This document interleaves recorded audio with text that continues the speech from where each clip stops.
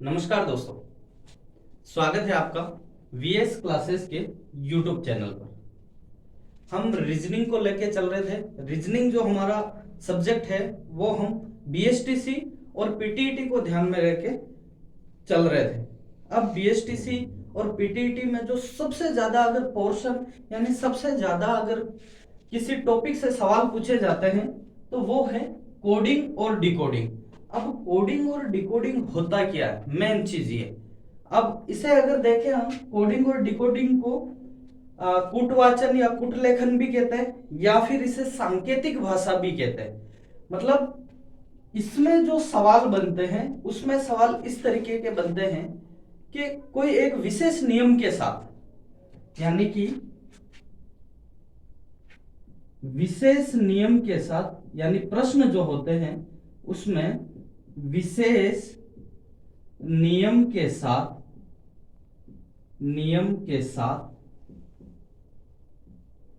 Coding दी गई होती है। विशेष नियम के साथ कोडिंग दी होती है और उसी नियम का प्रयोग करते हुए और उसी नियम का प्रयोग करते हुए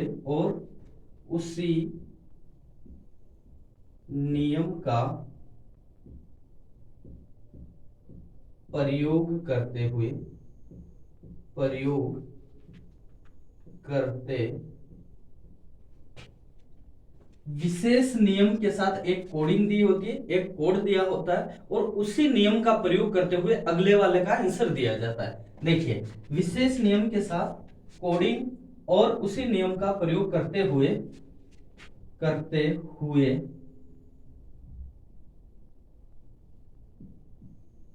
हुए प्रश्न का आंसर निकाला जाता है, प्रश्न का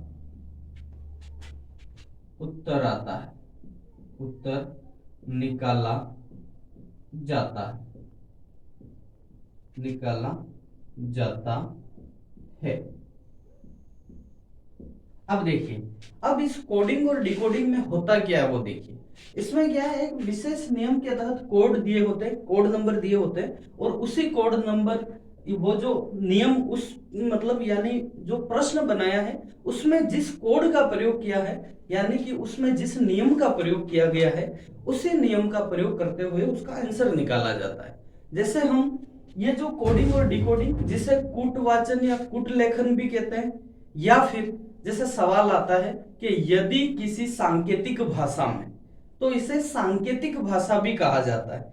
ठीक है। अब अगर इसमें हम फर्स्ट टाइप लेते हैं, कोडिंग और डिकोडिंग में अगर हम फर्स्ट टाइप लेते हैं, देखिए ये वाले जो सवाल है ये बिल्कुल मैं बारीक से करवाऊंगा, बिल्कुल बेसिक से।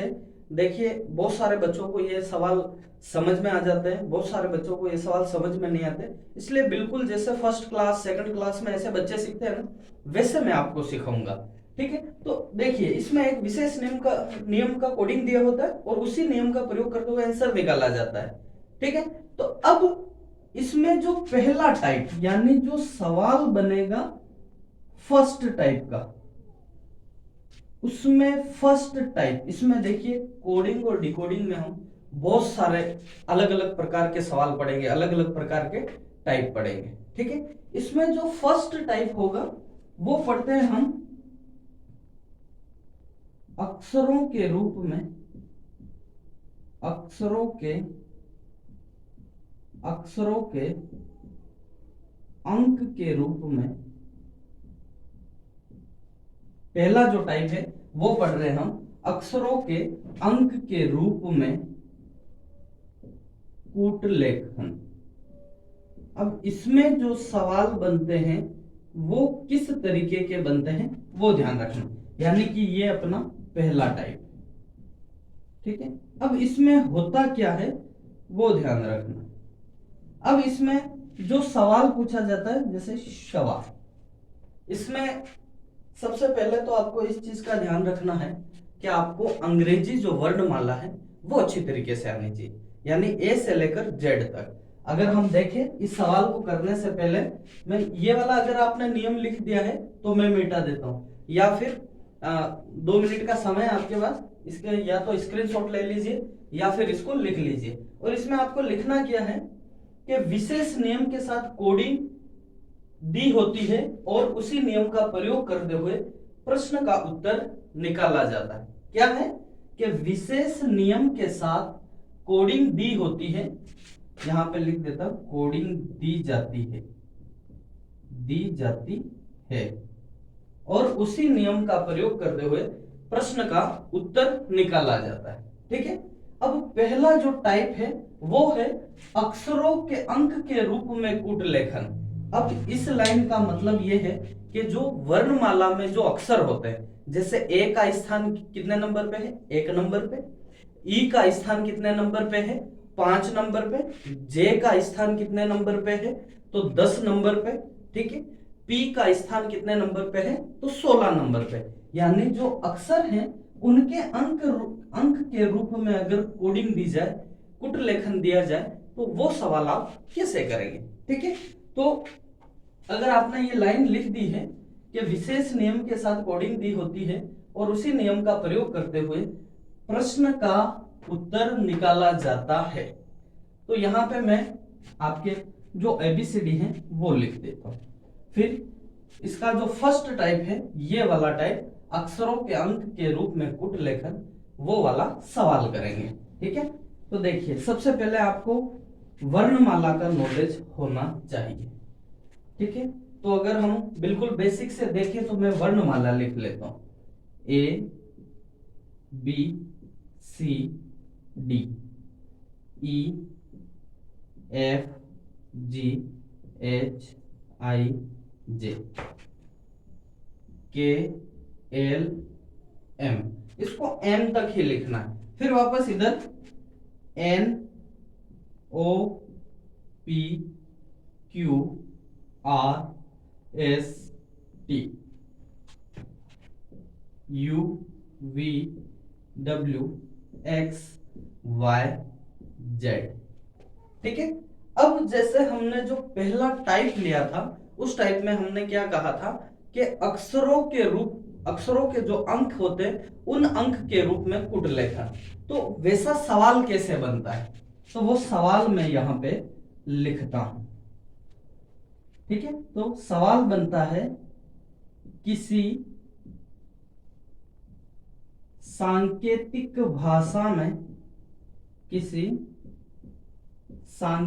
भाषा में या फिर यहां पे आ जाए कुट भाषा में, तो भी एक ही बात होगी। किसी सांकेतिक भाषा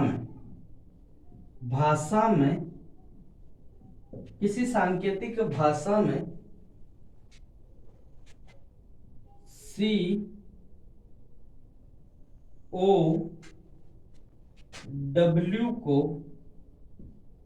किसी सांकेतिक भाषा में सी ओ डब्ल्यू को 3 20 13 14 15 किसी सांकेतिक भाषा में COW को 3 15 और 23 लिखा जाए। क्या लिखा जाए कि किसी सांकेतिक भाषा में काऊ को COW को 3 15 23 लिखा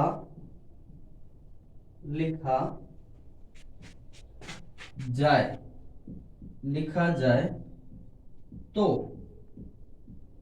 डॉग को कैसे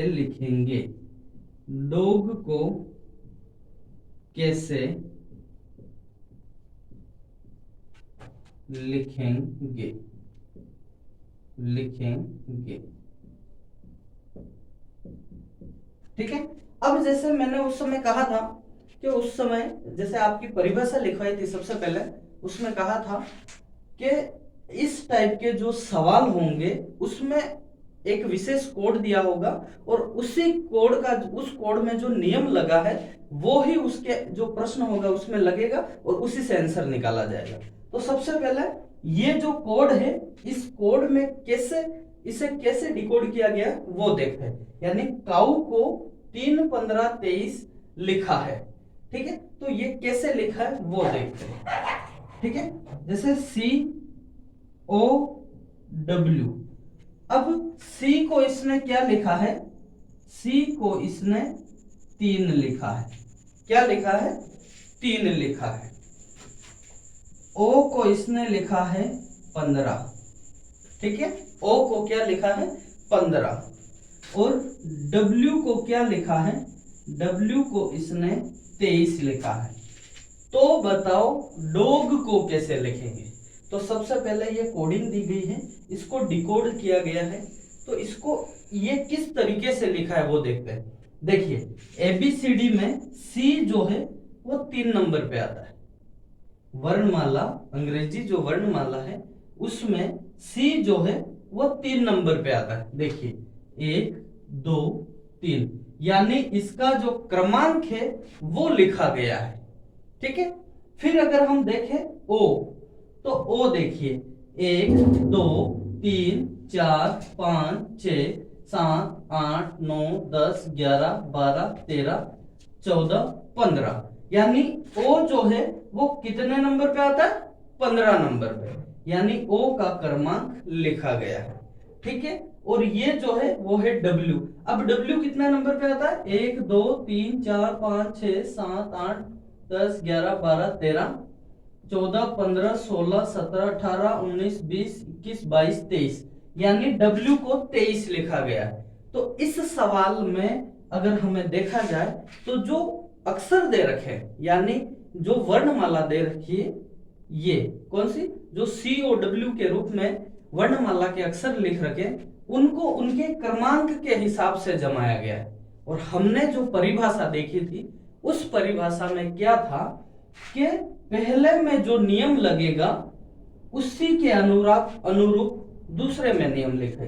तो अगर COW को 3 15 23 लिखा जाता है, यानी C का जो क्रमांक है वो 3 लिखा जाता है, O का जो क्रमांक है वो 15 लिखा जाता है, W का जो क्रमांक है वो 23 लिखा जाए, तो तब आपको DOG का आंसर निकालना है। किसका निकालना है, DOG।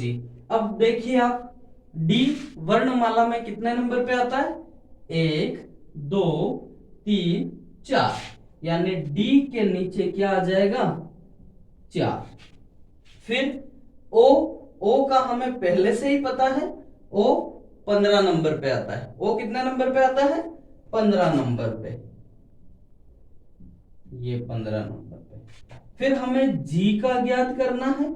अब G को कैसे ज्ञात करेंगे, देखिए G कितने नंबर पे आता है, A B C D E F G, यानी कि ये G जो है ये 7 नंबर पे आता है।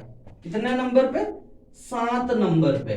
तो अब हम जो प्रश्न पूछा है उसके हिसाब से देखें कि यदि किसी सांकेतिक भाषा में COW को 3 15 23 लिखा जाए तो DOG को कैसे लिखेंगे। तो DOG को हम 4 15 7 लिखेंगे। क्या लिखेंगे, 4 15 7, अर्थात इसका जो आंसर होगा 4 15 7 होगा। ठीक है, ये सवाल आपको अच्छी तरीके से समझ में आया। देखना इस टाइप के जो सवाल है, अब देखिए कॉन्सेप्ट यही लगेगा।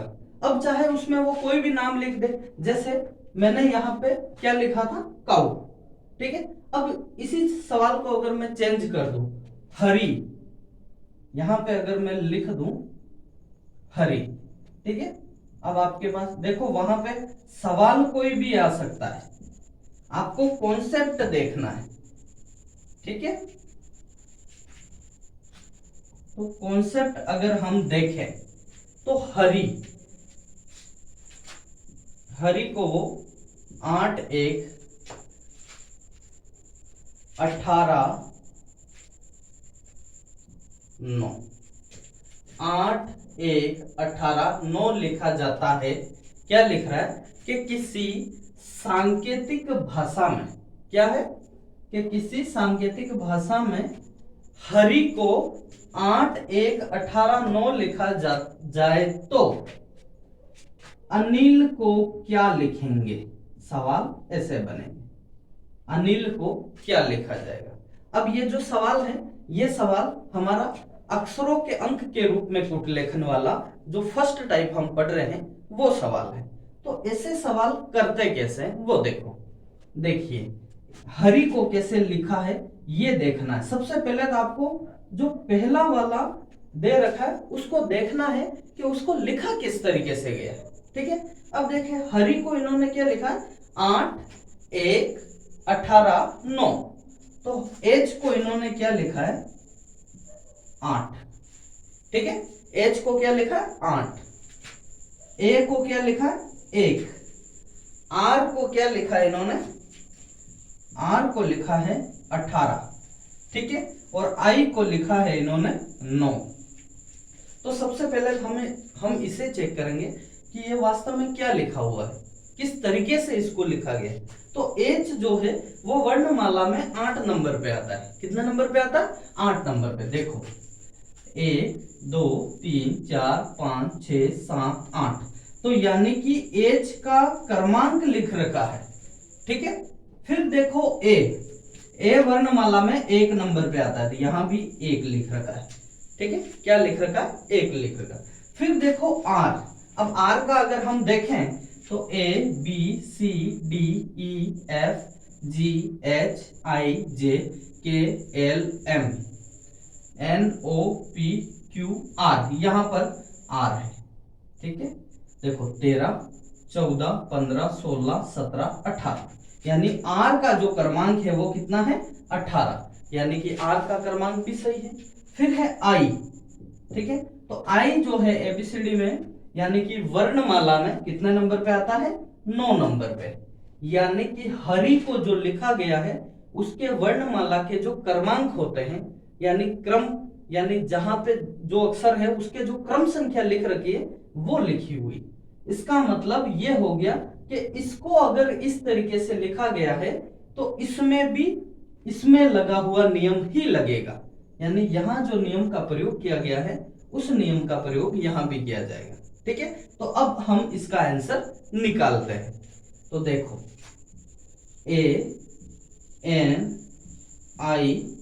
ANIL, अगर हम देखें ए कितने नंबर पे आता है, 1 नंबर पे। फिर देखो एन कितने नंबर पे आता है, तो 14 नंबर पे। कितने नंबर पे, 14 नंबर पे।